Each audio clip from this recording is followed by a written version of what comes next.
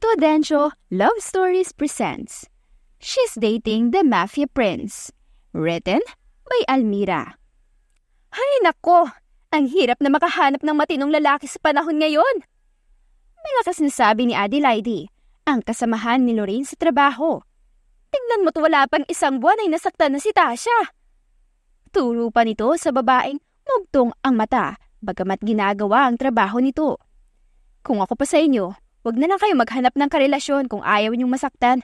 Nagsasayang lang kayo ng luha dyan. Papasok-pasok kayo sa ganyan ay iiyak lang pala kayo sa uli. Sabat ni Lorraine habang tinitingnan ang mga dumating na bagong designs. Sa isang clothing company kasi sila nagtatrabaho. Ayan na naman siya. In-game na naman sa no-love life era niya. Huwag mo nga kaming itulad sa'yo na boring ang buhay. Kasi ilang taon nang walang boyfriend. Biro ng kaibigan sa kanya. Kaya naman ay binilatan niya ito. At least hindi ako nasasaktan at walang sagabal sa isip ko. Kesa naman sa inyo na kailangan pang gumising ng maaga para sabihan ng good morning. Tapos sa uli paiiyakin lang pala kayo, lolokohin. And worst, peperahan pa. Pangiinis niya sa mga katrabaho at numuso na naman sa mga ito. Hindi mo kasi alam ang pakiramdam ng may minamahal. Pangaasar naman pabalik sa kanya ni Adelaide at pinasadahan niya ito ng tingin. Hindi ko na kailangan pang malaman, lalo na kung nakita ko na sa inyong kinalabasan. Sa una lang naman kasi masaya yan. Habang tatagal ang relasyon, magiging malabo na yan at mauuwi sa panloloko ng partners nyo. Marahan pang ginalang ni Lorraine ang isang dress doon at inusisa ito. Kung mahal ka naman kasi ng isang tao, hindi ka niya sasaktan, no? Malay mo, di ba? Hindi talaga minahal si Tasha. Lumapit pa si Adelaide sa tabi ni Lorraine. Ngunit malakas naman ang boses nito. Rinig kita, Gaga. Sabi naman ni Tasha at hindi pa rin natigilan ng pag-iyak. Kaya naman ay nag-peace sign si Lorraine at Adelaide sa kanya. Naunang umuwi si Lorraine matapos ang trabaho. Mag-overtime kasi ang mga kaibigan niya. At siya naman ay kailangan ng pahinga dahil ilang araw na rin siyang nag-overtime. Andito na po ako! Binuksan ni Lorraine ang gate ng bahay nila and as usual ay sinalubong siya ng 5 taong gulang na pamangkin. Tata! Sabi nito na yumakap pa sa binti niya. Agad niya naman itong pinantayan. Kumusta na ang baby Ali ko? Nasaan si mami at daddy mo? Tanong niya sa bata at bumingis-ngis naman ito. They are inside po, talking with mami la. Ngumuso itong habang nagsasalita kaya naman ay pinisil niya ang matabang pisngi nito bago nagpatuloy sa paglalakad papasok. O anak, nandyan ka na pala. Masayang sabi ng kanyang ina.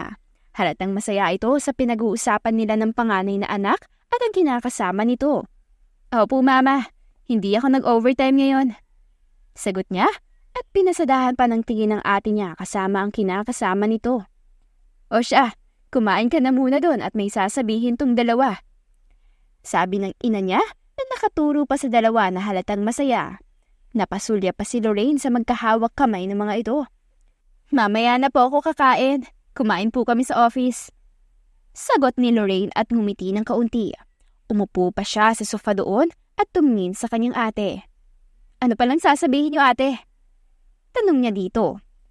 Promise, hindi ka mabibigla ah. Tanong pa ng ate niya sa kanya na ipinagtaka niya.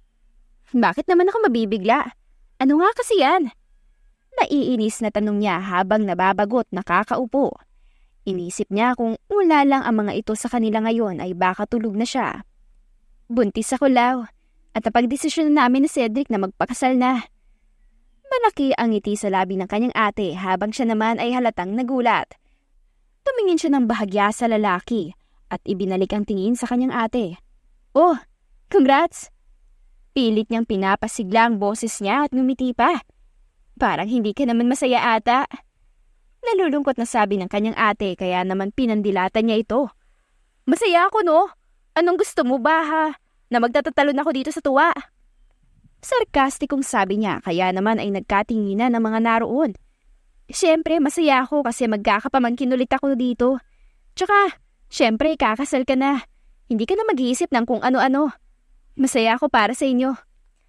Totoong masaya ang dalaga para sa dalawa, ngunit hindi pa rin niya maitatago sa sarili ang inggit na nararamdaman. Eh ikaw, kailan ka magkakaroon ng kasintahan? Tanong ng kanyang ina, kaya naman ay nailipat niya rito ang tingin. Huwag mo po akong tanungin ng ganyan. Nakangusong sabi ni Lorraine at tumayo na para dumiretso sa kanyang kwarto. Ang totoo ay kahit ayaw niya pang pumasok sa relasyon dahil ayaw niya pang masaktan, ay may parte sa kanyang naiinggit at gusto ring subukan. Humilata na lang siya sa kama at tumitig sa kisame. Kapag nakuha niyong pera, saka niyo linisin. Walang dapat na makitang ebidensya, maliwanag? Sabi ng mafia boss sa kanyang mga tauhan. Narinig yun ni Winston, ang mafia prince. Itinapon niya naman ang yosi at nagsimulang maglakad papasok sa opisina ng ama niya. Nakasalubong niya pa ang mga tauhan at agad naman na yumuko ang mga ito. Dad, agaw pansin niya rito nang makitang nagsusulat ito. O bakit? May sadya ka ba? Tanong nito at umupo naman siya sa harapang silya. Bukas ay bibisitahin ko ang isa sa mga kumpanya natin. Titingnan ko kung maayos ba ang takbo ng kumpanya o hindi. Nais ko rin magtingin-tingin ng mga news arrival ng mga damit. Sabi niya, ngunit wala siyang nakuhang sagot mula sa ama. Alam ko ang iniisip mo. Dad, sa tingin ko ay sapat na muna ngayon ang pag-aaral ko ng martial arts at ang business muna ang pagtutuunan ko ng pansin. Marami pang dadagdag na panahon para magiging hamak na mafia na ako at magiging tagpagmana mo. Hindi pa sapat ang kaalaman ko sa ngayon. Sana maintindihan mo. Mahabang eksplenasyon niya sa ama at nanatiling blanko lang ang reaksyon nito habang nakatingin sa kanya. Hindi na tuloy malaman kung ayos lang yun sa ama niya o hindi. Ikaw ang bahala. Ngunit tandaan mo palagi na kahit anong mangyari, ikaw at ikaw lang ang susunod sa yapak ko. Bata pa ang kapatid mo at babae ito. Kailangan niya pa ng sapat na kaalaman. Tumango si Winston sa sinabi ng ama at napabuntong hininga.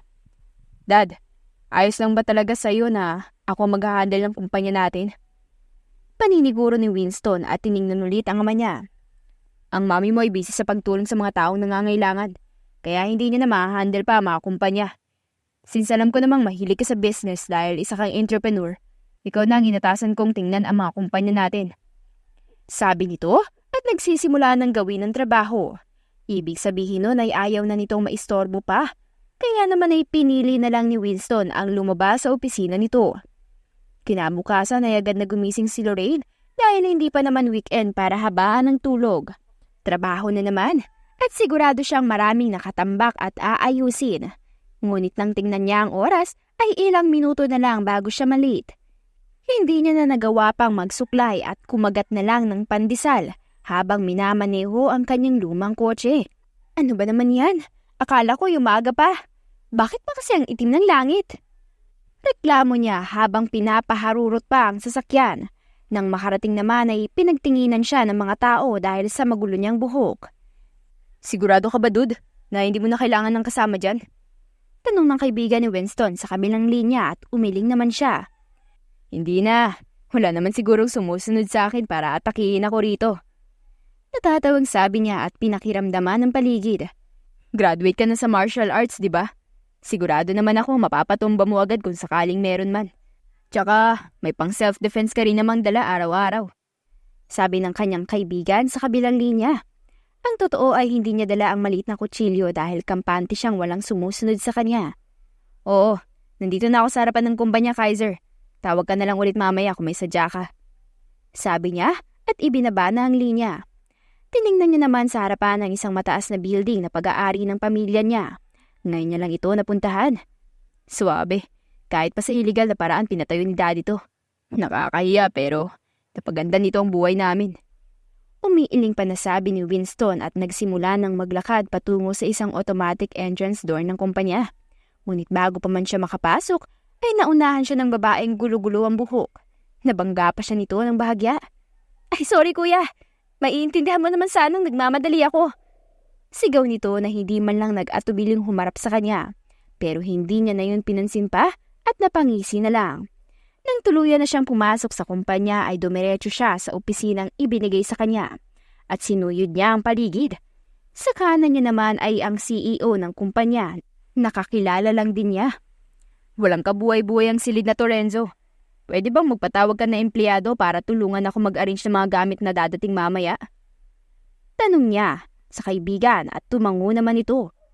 Akala ko ba ibibisita ka lang? Bakit parang plano mong mamalagi dito? Pakiramdam ko tuloy, aagawan mo ko sa pwesto eh. Biro ng kanyang kaibigan at natawa naman si Winston habang umiiling. Pakiramdam ko ay kailangan kong manatili dito. Nagpaalam na rin ako kay Dad na ang business muna ang aatupagin ko. Sagot niya rin dito at napatangu-tangu na lang. Ang totoo ay mas gusto pa ni Winston na maging busy sa business kaysa ang maging busy sa pagiging mafia. Pero ilang empleyado ang kukunin ko dre? Tanong ulit ni Renzo na agad namang sinagot ni Winston. Isa lang, hindi na kailangan ng maraming empleyado para mag-arrange lang ng mga gamit. Nagsusuklay si Lorraine ng buhok habang pinapasadahan ng tingin ang mga bagong disenyong mga damit na nakalatag sa stockroom. Iniisip niya pa lang na mag-isa niyang aayusin yun ay napapagod na siya. Di sana nag-apply na lang ako bilang taga-arrange, di ba? Kahapon ay nag-check ako ng mga damit na may sira. Tapos ngayon aayusin ko naman ang pag-arrange. Ay, nakakapagod. Ngumuso si Lorraine habang minamadaling sinuklay ang buhok niya upang magsimula na sa pagtatrabaho.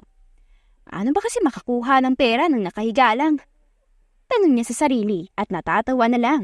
Sa isip niya ay para siyang baliw na nagsasalita nang wala namang kausap. Ngunit inisip niya rin na wala naman siyang kasama at walang makakarinig sa kanya. Palabas na siya ng stockroom habang tulak-tulak ang digulong na box laman ng mga new designs na damit nang makitang papunta sa direksyon niya ang taong minsan niya lang makita. Ang CEO. Agad naman siyang umayos ng tayo. Sir, namumula pa si Lorraine dahil para sa kanya ay intimidating itong tingnan.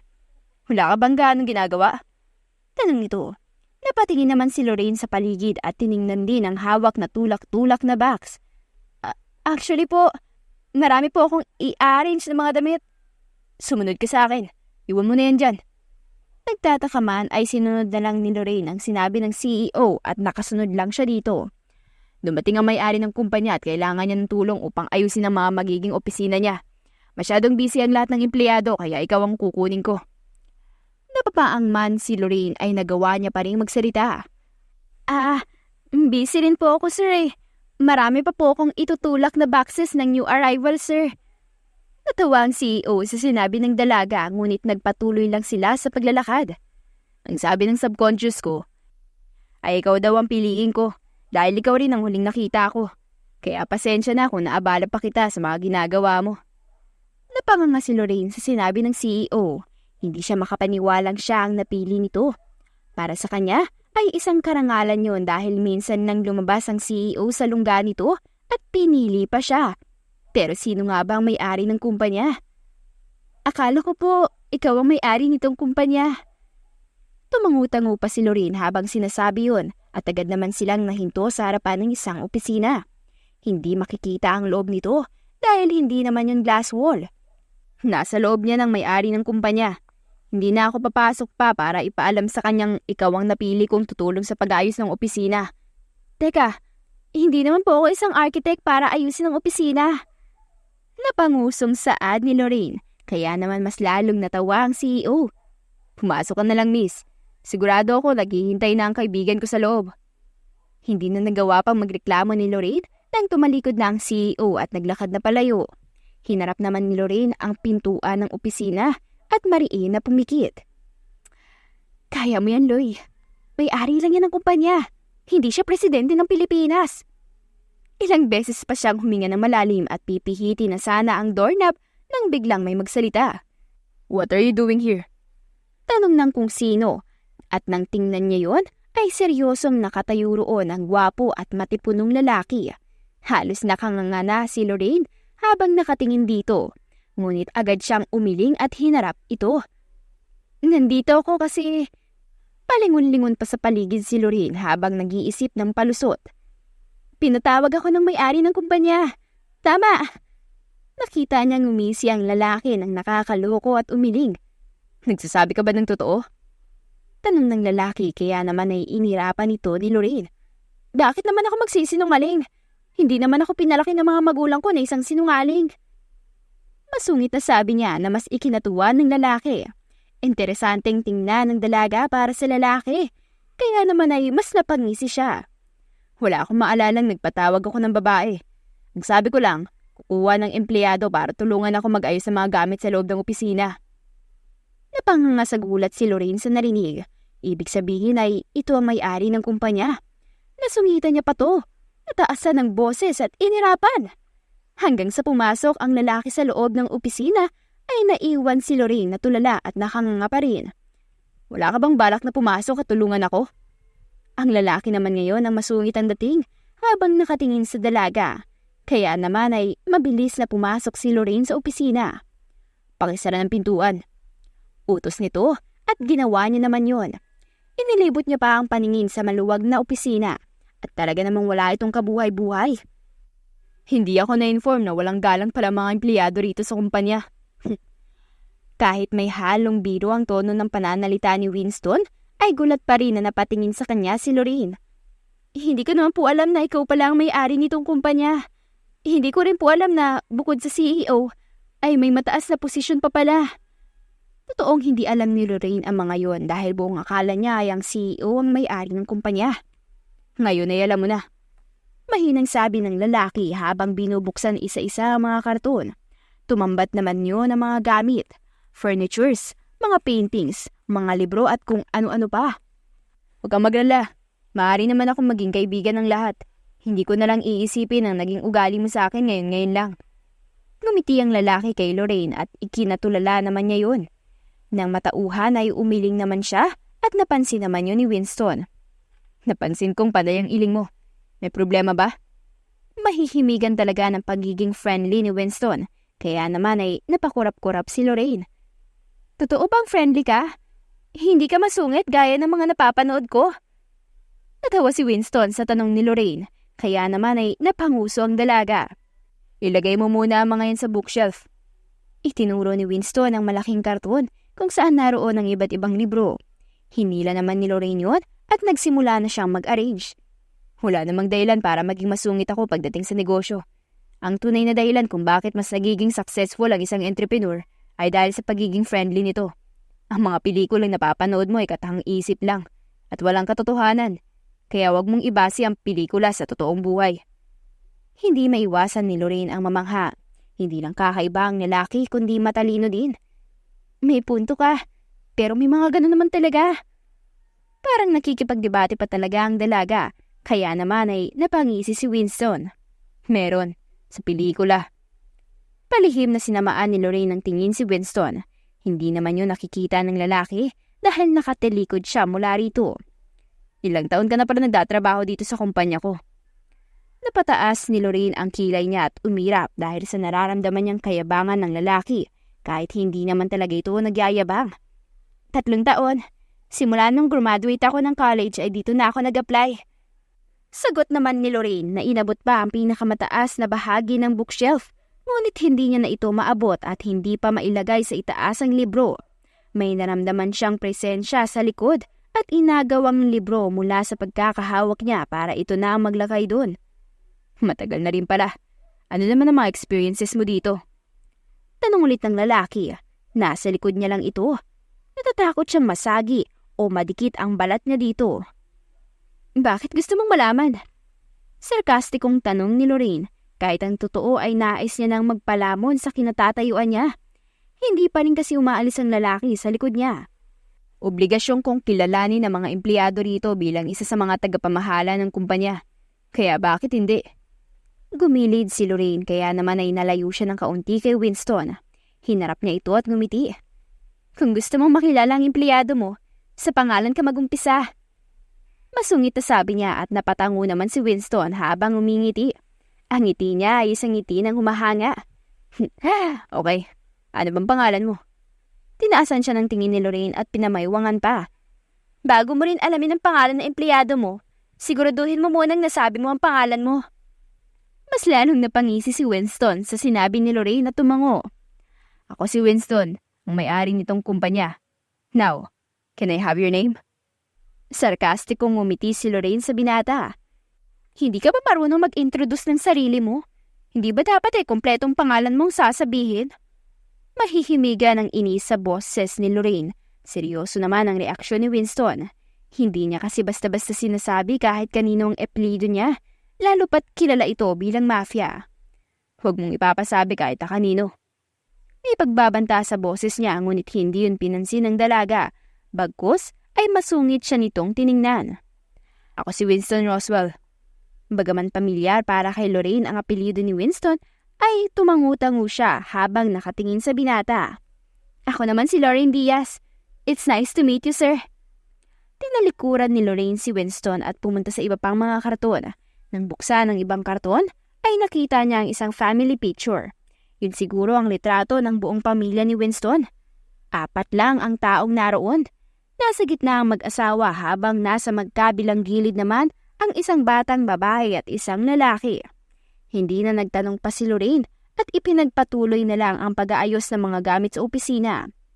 Maggagabi na nang matapos si Lorraine sa pag-aayos ng mga gamit na kanina ay naiwan niya matapos tawagin ng CEO.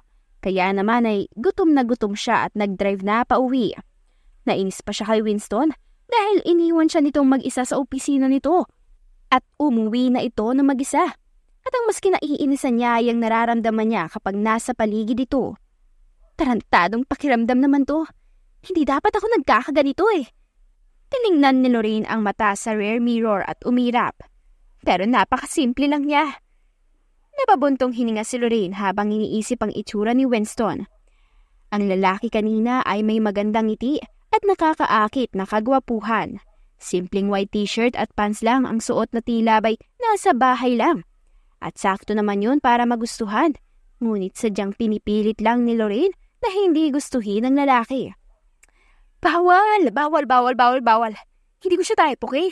Hindi naman siya katulad ni Dingdong Dantes na sobrang gwapo at higit sa lahat, mayaman siya. Hindi ko tipo ang gadon. Napanguso si Lorraine habang nagdadrive at napairap lang nang may ma-realize. Hindi talaga ako magkakagusto. Iniisip niya pa lang ang nangyari kay Tasha na umiiyak habang nagtatrabaho ay napailing na lang siya. Ayaw niyang masaktan ng dahil lang sa lalaki. Kahit na gusto niya lang ito dahil posibleng masaktan. Kahit pa gusto mo lang ang isang tao. Lalo na kung hindi masusuklian ang nararamdaman mo.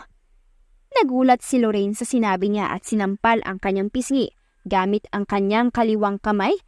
Saka nagpatuloy na lang sa pagdadrive. Kumusta naman, dude? Maganda ba ang takbo ng kumpanya nyo? Tanong ni Kaiser sa kabilang linya, ang kaibigan ni Winston. Ayos ang takbo ng kumpanya. Sadyang masungit lang at perfectionist ang empleyadong nakausap ko kanina. Natatawa pa si Winston habang iniisip ang masungit na mukha ni Lorraine kanina. Sinungitan ka? Hindi ba kilala ka ng mga empleyado, dude? Halata ang pagtataka sa mukha ng nasa kabilang linya at nagkibit-balikat naman si Winston. Kilala naman niya ako pero napakasungit niya pa rin. Para bang matagal niya na akong kilala. Nakangiti pa rin si Winston habang sinasabi yun. Teka, parang ayos lang yata sa'yo yun, dude. Hindi ba't ayaw mo sa ganun? Tanong ng kaibigan at natahimik naman sa sandali si Winston. Babae ano? Tanong uli ng kaibigan pero hindi niya pa rin yun sinagot. Natiling nag-iisip. Maganda ba? Sexy? Chicks ba? Gulat na napatingin si Winston sa cellphone niya at umiling. Gago, hindi ko siya type. Yun agad ang nasabi ni Winston dahil alam niya na ang tumatakbo sa isip ng kaibigan. Natawa naman si Kaiser sa kabilang linya. Halata ngang hindi mo siya type. Ngumingiti-ngiti ka pa dyan habang nagkukwento. Nagsalubong ang kilay ni Winston at nilingon ang paligid. Nakita niya naman ang kaibigan na may nakakalokong ngisi sa labi habang kumakaway pa. Maganda no? Kaya kahit sinusungitan ka ay hindi mo magawang magalit. Inakbayan siya ng kaibigan at tinawanan niya naman ito. Paano ka nakarating dito? Tanong ni Winston sa kaibigan at ngumisi naman ng lalaki. Gumamit ako ng sasakyan, syempre. Pinatawag din ako ng daddy mo kaya nandito ako. Una na ako Kwentuhan mo ako tungkol sa chicks mo. Tatawa-tawa pa si Kaiser habang papaalis. Na kaya naman ay hindi pinigilan ni Winston na kumunot ang noo dahil para sa kanya ay delusyonal ang kaibigan niya na ginagawa ng kahulugan ng maliliit na bagay. Napailing na lang si Winston at nilagok ang wine na nasa baso. Lorraine! May naghahanap sa'yo! Napatingin si Lorraine sa pintuan ng kwarto nang katukin yon ng kanyang ina. Nagtataka siya habang iniisip kung sino ang pwedeng dumalaw sa kanya dis oras na ng gabi. Sino ba yan, ma? Malakas na tanong niya. Nasisiguro niya rin naman na hindi yon maririnig sa labas. Boyfriend mo ata, anak. Wala kang pinapakilalang boyfriend sa akin, ah. Hindi pa man nasuklayan ni Lorraine ang buhok niya ay agad siyang tumakbo palabas nang marinig ang salitang boyfriend dahil unang-una ay wala naman siya noon.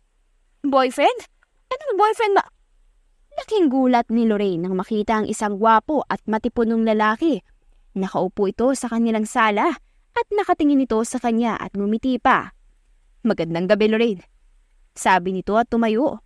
Hindi naman makagalaw si Lorraine sa kanyang kinatatayuan at nagtatakang tumingin sa lalaki. Paano ka nakapunta dito? Tanong niya. Nagtaka naman ang ina niya doon. Gamit ang sasakyan ko. Napamaang si Lorraine sa sagot ng lalaki at sumeryoso. Alam mong ibig sabihin ng tanong ko. Naiinis ang tanong na sabi niya at mabilis na naglakad papunta sa sala. Oh, ano bang ibig mong sabihin kung paano ko nahanap ang bahay mo? Hindi pa man nakakasagot si Lorraine ay naunahan na siya ng ina niya. Aba iho, hindi ba dapat ay alam mo ang bahay namin dahil girlfriend mo naman si Lorraine? Halos mabulunan sa sariling laway si Lorraine at namumula pa. Sasabihin na sana niya sa ina na walang namamagitan sa kanila nang maunahan siya ng lalaki. Hindi ko rin po kasi natanong si Lorraine kung saan siya nakatira, tita. Napamaang si Lorraine sa sinabi ng lalaki, lalo na sa tawag nito sa kanyang ina. Ngayon ay alam mo na kung saan nakatira ang anak ko. Maaari mo na siyang dalawin kung kailan mo gusto. Ilang taon na rin walang pinapakilala ang anak kong to, iho. Natameme si Lorraine sa sinabi ng ina at narinig niya pa ang tawa ng lalaki na labis niyang ikinainis. Huwag po kayo mag-alala, tita. Kung dadalaw po ako dito, bibigyan ko rin po kayo ng pasalubong. Nakangiting sabi nito kaya naman ay lumapit si Lorraine dito. Hindi ka na makakabalik dito. Bulong niya at sinamahan nito ng tingin pero hindi siya nito pinansin. O siya, Winston, Lorraine, maiwan ko na muna kayo, ha? Nakangiting sabi ng ina at tiningnan naman siya nito na parang nagsasabing ayusin ang bisita. Nang mawala na ito sa kanyang paningin ay inis niyang hinarap uli ang lalaki. Paano mo naman nalaman ang address ng bahay namin?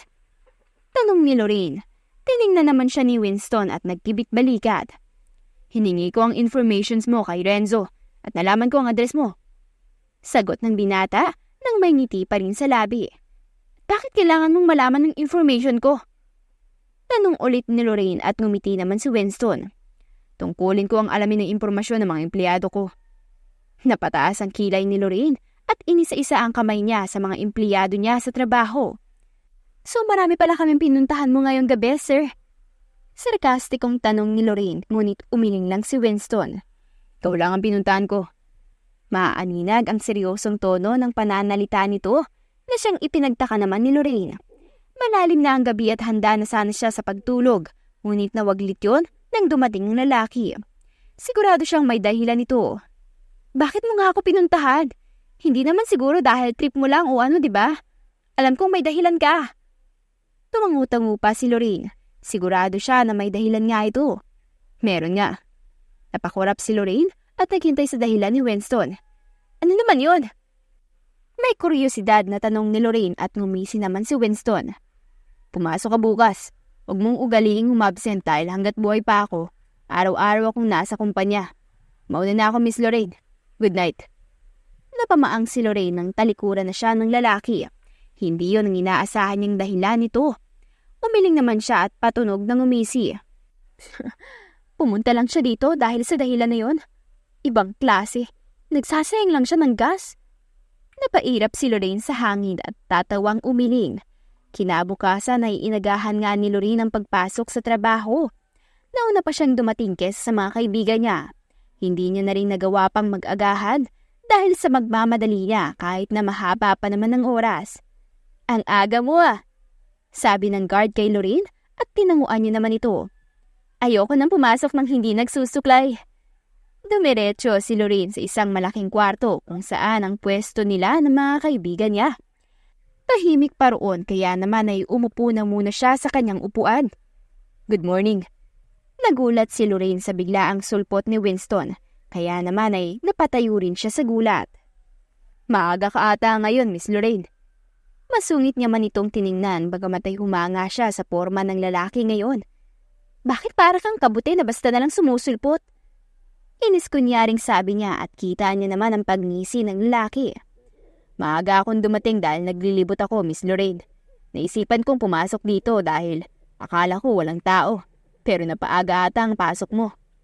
Nagdududa pa itong tumingin sa kanya, kaya naman ay tinaasan niya ito ng kilay.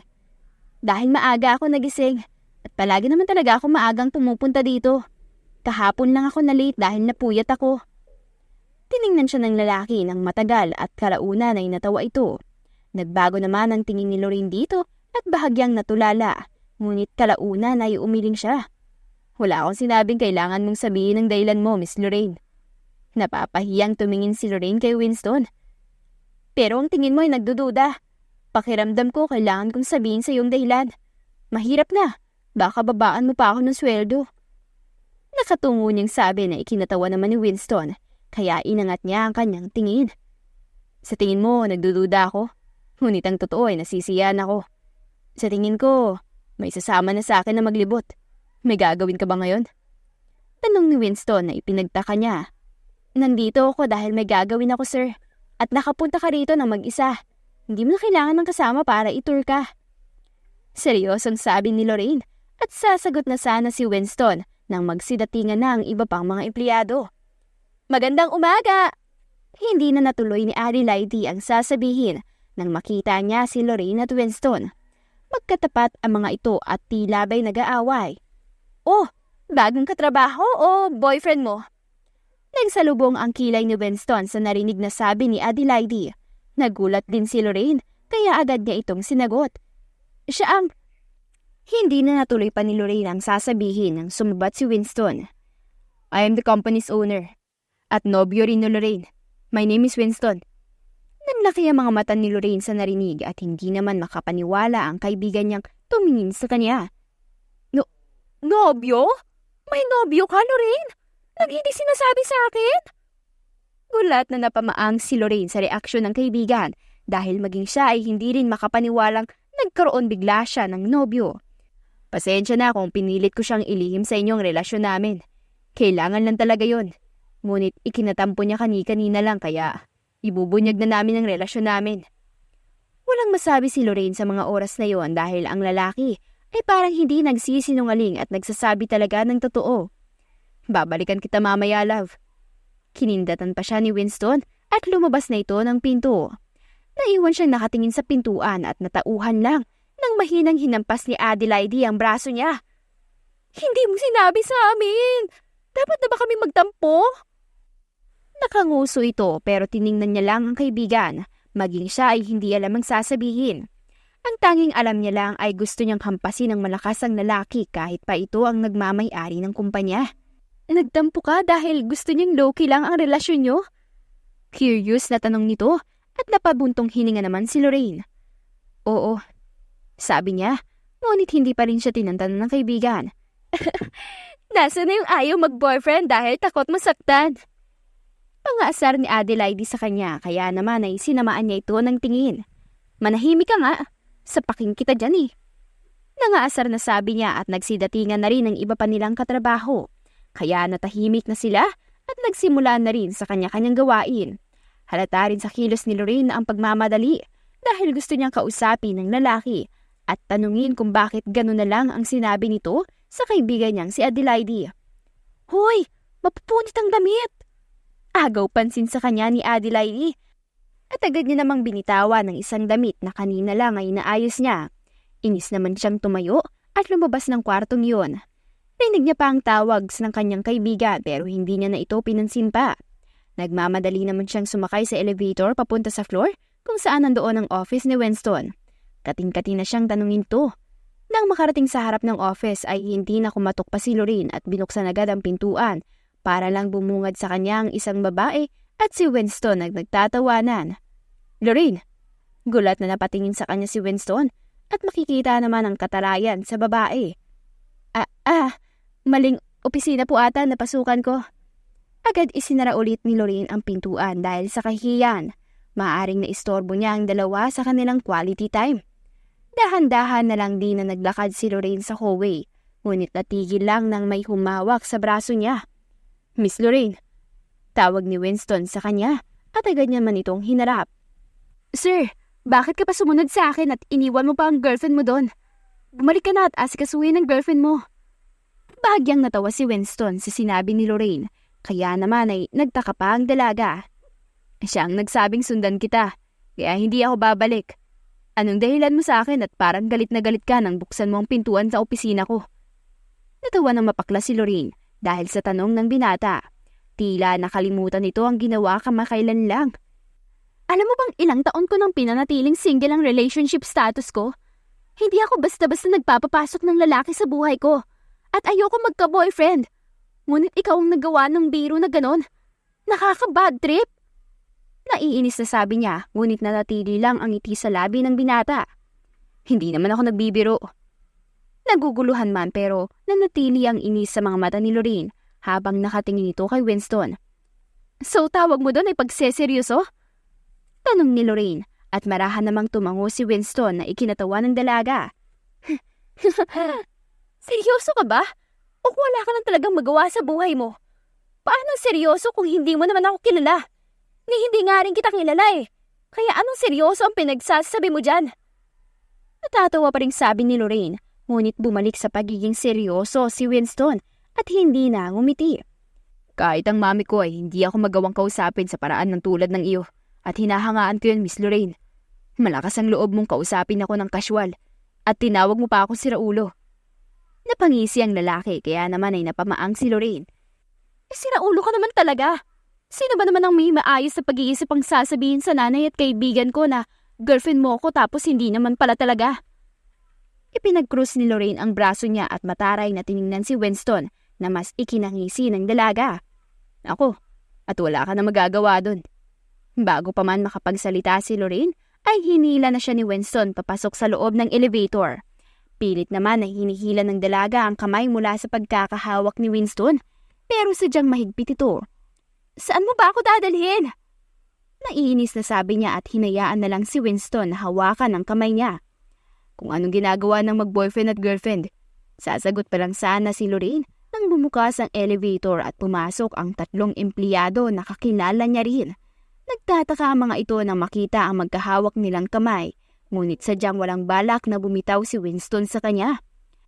Hanggang sa makalabas sila ng kumpanya ay nakahawak pa rin sa kamay niya si Winston. Pinagtitinginan na sila na labis niyang ikinahiya. Nang makarating lang sila sa tapat ng isang Ferrari ay doon na binitawan ni Winston ang kamay ni Lorraine. Pumasok ka na. Pinagbuksan ni Winston si Lorraine ang pintuan ng kotse, ngunit nanatiling nakatayo lang ang dalaga doon. Hindi kita kilala, kaya bakit ako sasama sa'yo? Mataray niyang tanong nang hindi tumitingin kay Winston. Tumayo naman ang maayos ang binata at tiningnan si Lorraine.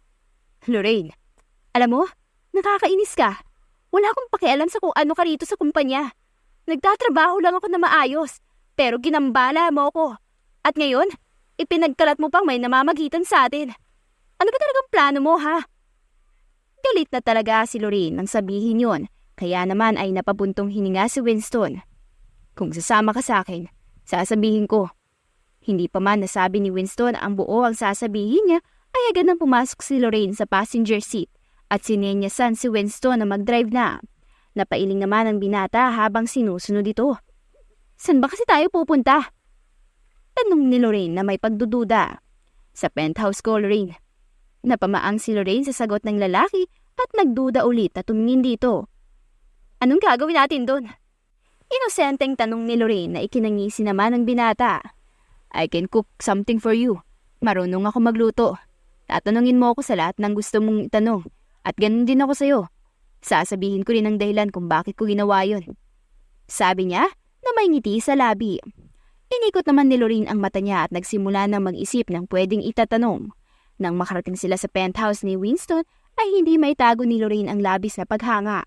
Napakalaki ng penthouse na yon at kakasya siguro ang 5 magkakapamilya. Wow! Ilan ba ang nakatira dito? Tanong ni Lorraine at itinutok ang paningin sa malaking penthouse. Ako lang. Agad na lumingon si Lorraine sa lalaki at saka napamaang. Para sa kanya ay imposibleng doon nakatira si Winston sa malaking penthouse na yon na mag-isa. Sigurado ang dalaga na tahimik doon at boring. Matapos ilak ni Winston ang sasakyan ay naglakad na siya papasok sa bahay. Sumunod si Lorraine na namamangha pa rin na nakatingin sa paligid, lalo na ang fountain na nasa gitna ng isang malawak na hardin. Regalo to sa akin ng parents ko. Magsisimula ni Winston, sinasabayan ng lakad si Lorraine. Ibang klase kayong mayayaman, no? Malalaking bagay ang inireregalo sa inyo. Namamanghang sabi ni Lorraine at ipinukol ang paningin sa binata. Pati ito ay may kinang sa mga mata. Hindi rin naman ako naghahangad ng ganitong mga regalo. Sila na mismo ang nagbibigay at hindi ko rin naman maaayawan. Naglakad na ulit ang lalaki kaya naman ay sumunod na si Lorraine. Sa loob ng bahay ay mas magandang tingnan, lalo na ang modernong disenyo nito. Ngunit wala ni katulong si Winston, kaya nalulungkot si Lorraine nang maisip na mag-isa nga lang ito doon. Kung gusto mo, dito ka na lang din tumira. Total, nobya naman na kita eh. Nagbibirong sabi ni Winston at inirapan naman siya ni Lorraine. Hindi talaga nakakatuwa. Bulong niya at inilibot ulit ang paningin sa penthouse. Maglibot ka muna, magluluto lang ako. Sa halip na maglibot ay sinundan ni Lorraine si Winston. Pakiramdam kasi niya ay maliligaw siya kapag naglibot pa siya dahil sa sobrang laki ba naman ng penthouse na to. Pwede ka magluto habang sumasagot sa mga katanungan ko. Sabi ni Lorraine na nakadikwatrong umupo sa isang bar stool na nasa kitchen. Baka hindi sumarap ang niluluto ko niyan. Sagot naman ni Winston habang naghahanda ng mga ingredients. Sisimulan ko sa unang tanong, sir. Bakit naisipan mong magstay sa kumpanya? Hindi ka naman CEO at wala kang posisyon doon. Napangiti si Winston sa tanong ni Lorraine at magaan niya naman yung sagot. Bakit hindi? Kumpanya yun ng pamilya namin. Kumpanya yun ng pamilya ko. At tungkulin ko ring tingnan kung maayos bang napapatakbo ang kumpanya. Ngunit ang dahilan ko na ngayon ay para bantayan ng girlfriend ko. Nakangising sagot ni Winston at umirap naman si Lorraine sa kanya. First of all, hindi mo ako girlfriend. Sinabi mo lang yun dahil may dahilan ka. So, anong klaseng dahilan naman yun? Tanong ni Lorraine at mas napangiti naman si Winston nang mahimigan ang kuryosidad sa boses nito. Kapag ba nalaman mong dahilan, papayag ka maging girlfriend ko? Tanong ni Winston. At napaisip naman si Lorraine. Kung valid ang reason mo, bakit hindi? Madali lang naman akong kausap at matulungin din. Tumangutang sabi niya habang nakatingin sa binata. Kailangan ko magkunwaring may nobya dahil nais ng mami ko na magkaroon ako ng girlfriend sa lalong madaling panahon. Isa yun sa gusto niyang mangyari at ayaw ko siya ma-disappoint. Nakakatawa, di ba? Napailing na lang si Lorraine at hindi makapaniwala. Naaawa siya kay Winston dahil minamadali ito. Ikaw, wala ka bang nobyo? Curious na tanong ni Winston na sinimulan ng lutuin ng bacon with egg and nuggets. Wala ako sa plano yan, pero parang wala na akong takas dito. Natawa si Winston sa sinabi ng dalaga. Hindi na rin mahihimigan sa boses ni Lorraine ang pagkainis o galit. Marahil ay naiintindihan na siya nito.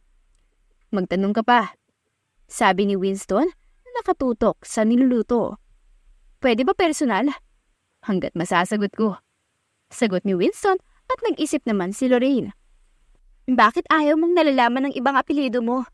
Kapag nagpapakilala ka ay tanging pangalan mo lang ang sinasabi mo. Natigilan sa pagsandok si Winston nang dahil sa tanong ni Lorraine. Alam niyang walang alam ang dalaga tungkol sa mga mafia.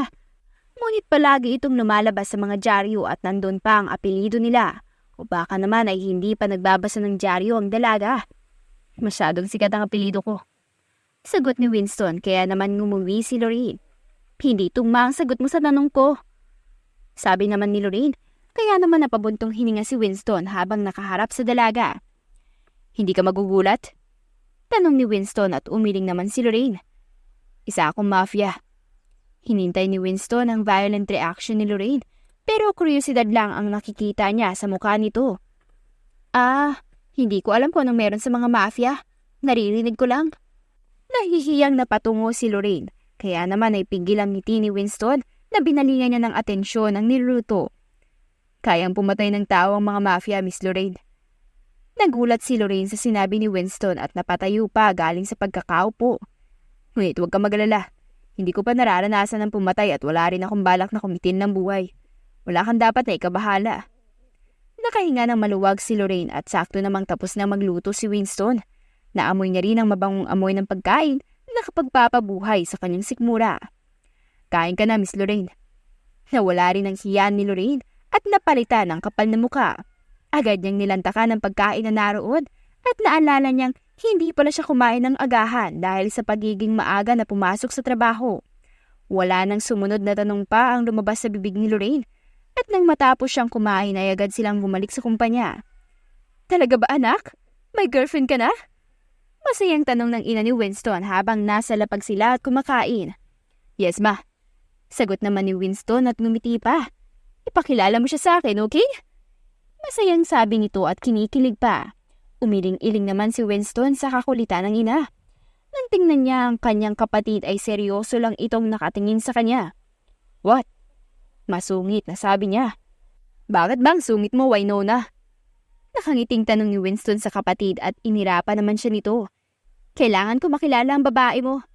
Pakiramdam ko ay hindi ka naman seryoso doon. Umirap ito at nagpatuloy sa pagkain. Natawa naman habang umiiling si Winston dahil sa inasta ng kapatid. Inisip niyang kahit 16 na taong gulang pa lang ito at ay parang matanda na kung mag-isip.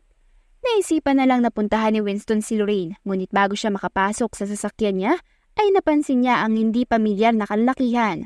Gayunpaman ay nagpatuloy pa rin siya sa pagmamaneho at dumiretso sa bahay ni Lorraine. Gulat naman si Lorraine nang makita ang sasakyan ni Winston sa kalsada.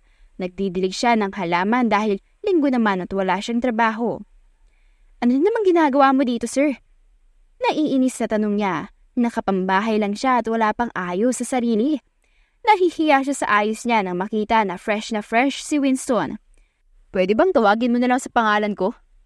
Nakangiting sabi ng binata at umayos naman ng tayo ang dalaga. Ano naman ginagawa mo dito, Winston? Mas napangiti si Winston sa sinabi ng dalaga. Isinuksok naman niya ang kamay sa bulsa. Nandito ako para sunduin ang girlfriend ko. Napatas ang kilay ni Lorraine sa narinig. Tinuro niya naman ang sarili. Rest day ko ngayon, Winston. Sarkastikong sabi niya at sarkastiko ring tumawa si Winston. Halata nga. Tinuro niya pa ang hose ng tubig na hawak ni Lorraine kaya binitawan niya agad ang dalaga. Nasaan pala si tita? May mga prutas akong dala. Dali-daling kinuha ni Lorraine ang mga prutas galing sa binata at walang pasabing pumasok sa loob dahil sa hiya. Ngayon lang siya nahiya dahil sa suot niyang sando at shorts lang. Pakiramdam niya ay sinajudge siya ng binata. I-entertain mo nga tong si Winston, ma.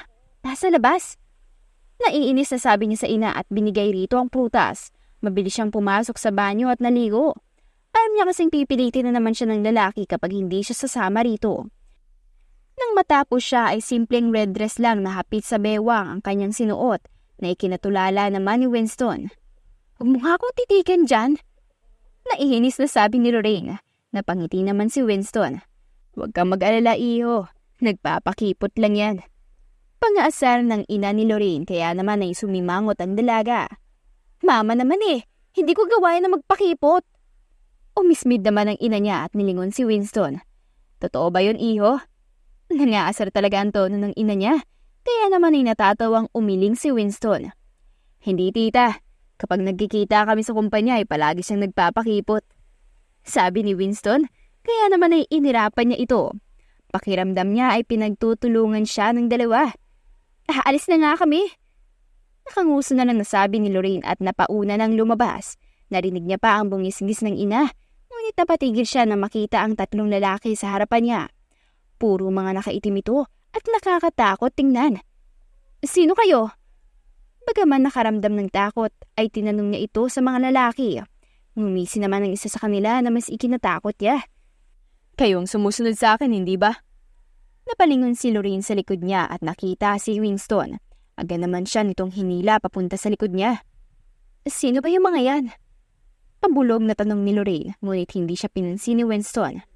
Sakang mafia. Pagkukumpirma ng lalaki ngunit umiling si Winston. Nagugulat namang nakinig si Lorraine. Bagaman alam niyang mafia ito, ay hindi niya naman alam kung ano talagang ginagawa ng mga ito. Ang ama ko ang mafia. Ako lamang ang nagmamana nun. Ano ba talagang sadya niyo sa amin? Tanong ng binata. Nakahawak pa rin siya sa kamay ng dalaga ngunit nasa lalaki ang kanyang atensyon. Ikaw lang kailangan namin. Sa katunayan, ay alam na to ng daddy mo.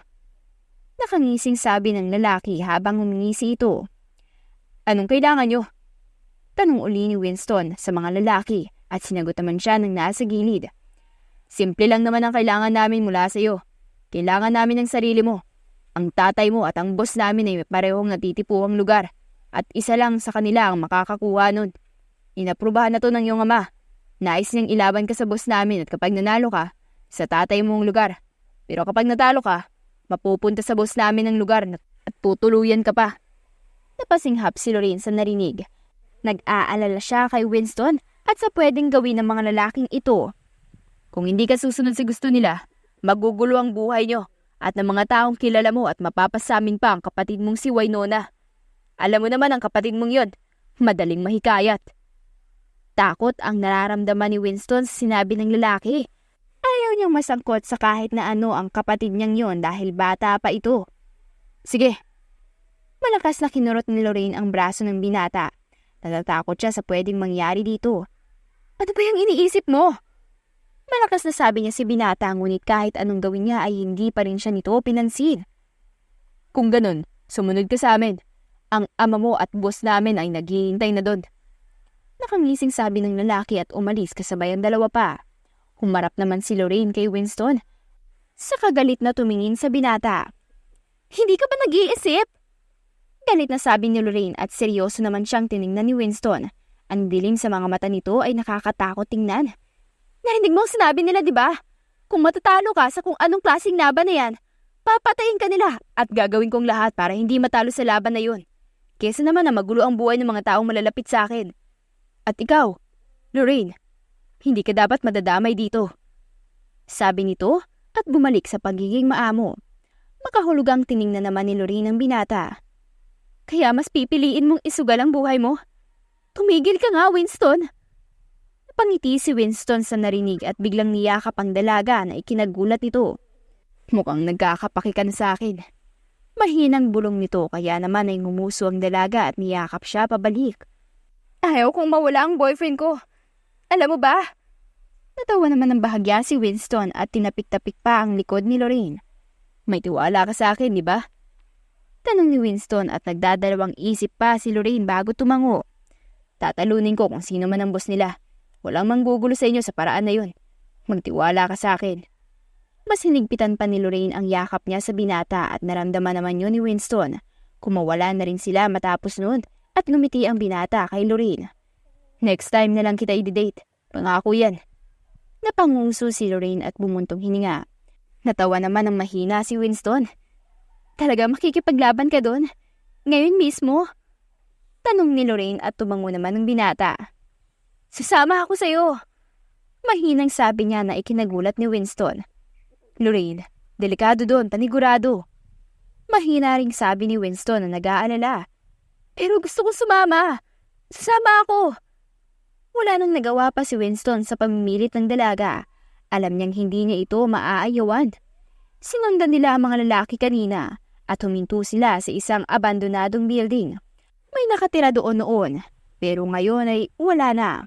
Iniwan na ito din kalaunan dahil namuhay na ng normal. Nakakatakot ang building na to. Bulong ni Lorraine. Halata kasing matagal nang inabandon na yun. Kahit anong mangyari, huwag kang tatabi sa kahit na sinong lalaki maliban sa akin. Maliwanag?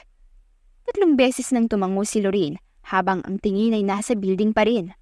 Nagsimulang maglakad ang mga lalaki, kaya naman ay nagsimula na rin silang sundan ng mga ito.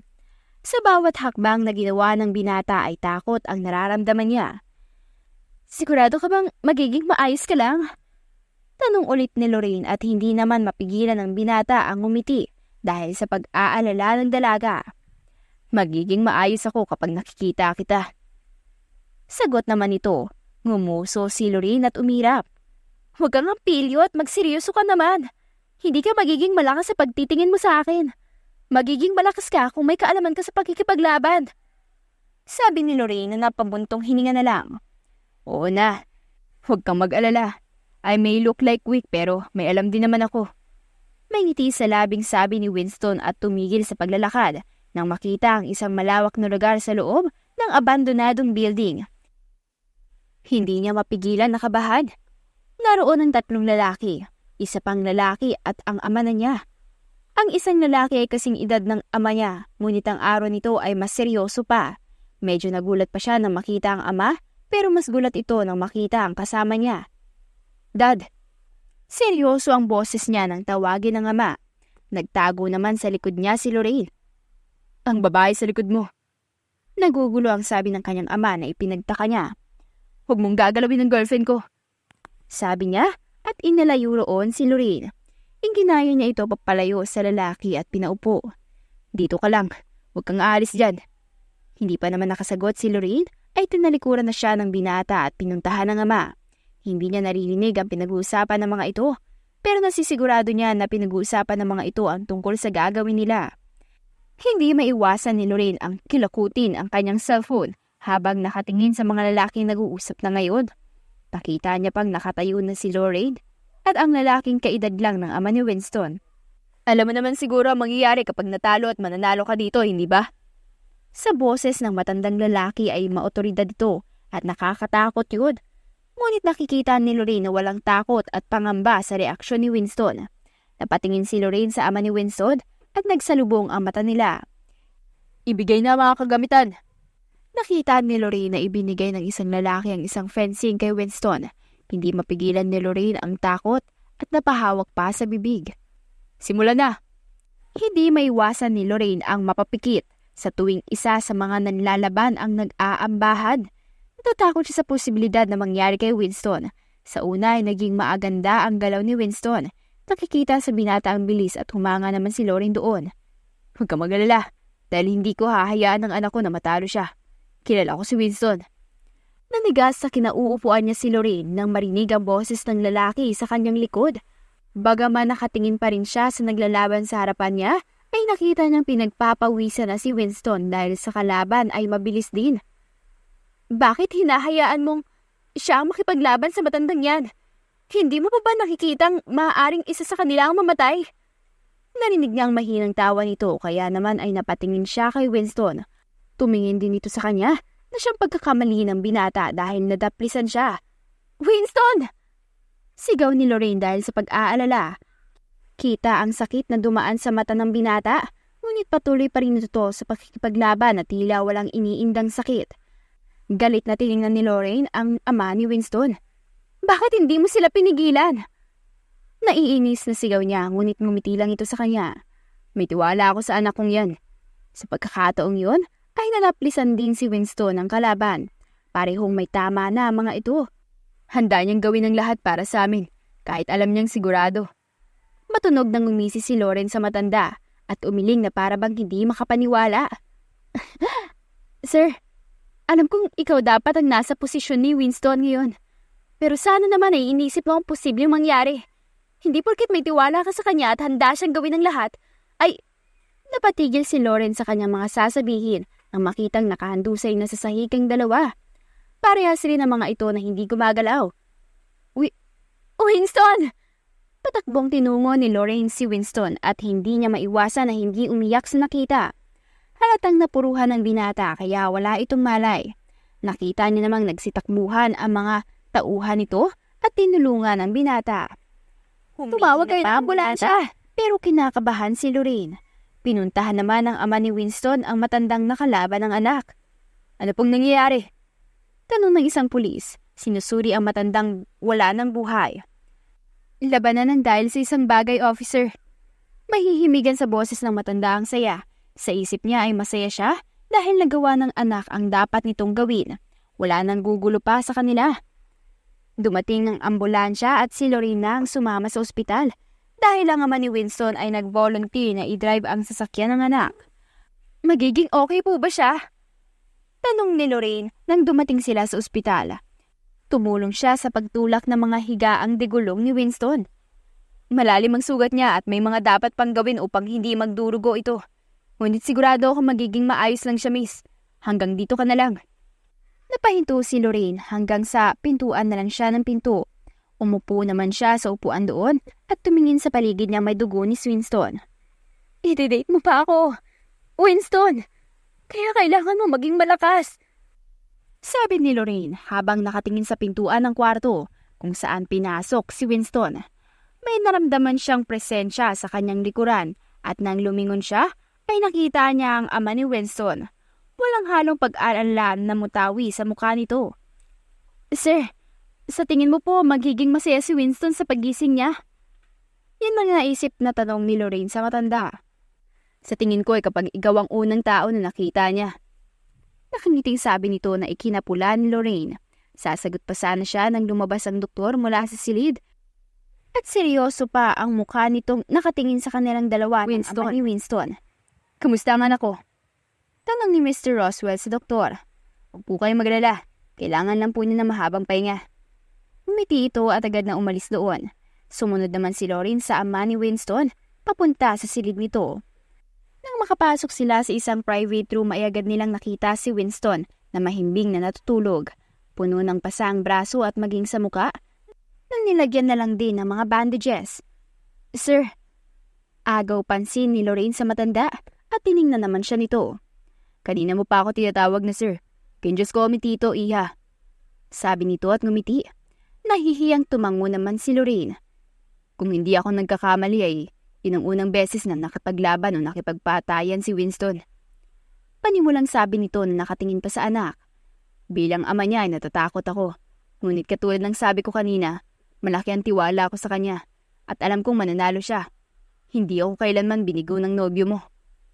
Napakurap si Lorraine sa narinig. Kahit pa alam niya na malaki ang tiwala nito sa anak ay hindi pa rin siya makapaniwala. Hindi pa man siya nakakasagot ay natuon na ang atensyon niya nang bumukas ang pintuan. Isang dalagita at babaeng kaedad ng ina niya ang pumasok at nag-aalala. Shit! Ano nangyari kay Kuya Dad? Malakas na sabi ng dalagita. Masama rin ang tingin nito sa ama.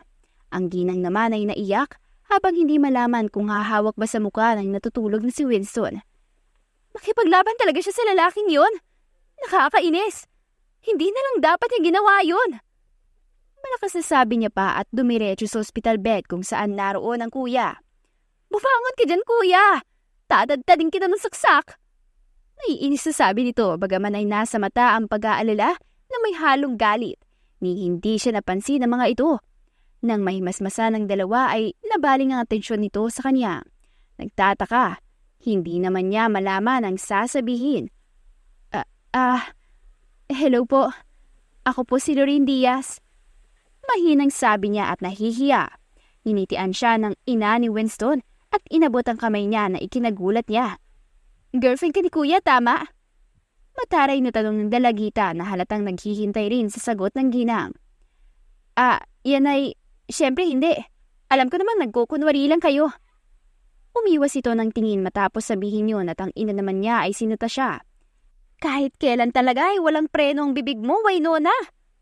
Hindi siya pinansin ng anak at binalingan si Lorraine. Maraming salamat. Bulong ng ginang na ikinataka ni Lorraine. Para saan po? Tanong niya na mas nakapagpangiti sa ginang. Sa pananatili sa tabi ni Winston. Sabay nilang tiningnan si Winston na tulog pa rin at bahagya pang nakabuka ang bibig. Nang araw na yon ay pinili ni Lorraine na umuwi sa kanila para makapagpahinga ng ilang oras. Siyempre, kinuwento niya muna sa inang nangyari at nagulat din ito. Kinabukasan ay bumalik siya sa ospital ngunit hindi pa rin gising si Winston. Tanging ang kapatid lang nito ang nagbabantay na tulog pa rin. Paniguradong puyat din ito. Winston, what if magising ka na dyan? Mahinang sabi niya at hinawakan ang kamay nito. Naramdaman niya ang init dito. Puyat ang kapatid mo na nagbabantay sa'yo at nagkakasakit na kakapuyat. Hinalikan niya ang kamay ni Winston at ibinalik niya sa gilid. Nakangiti pa siyang pinagmasdan ang mukha nito. Aalis na sana siya roon nang may pumigil sa kanyang kamay. Ibinalik niya ang tingin kay Winston at nakita na gising na pala ito. Winston?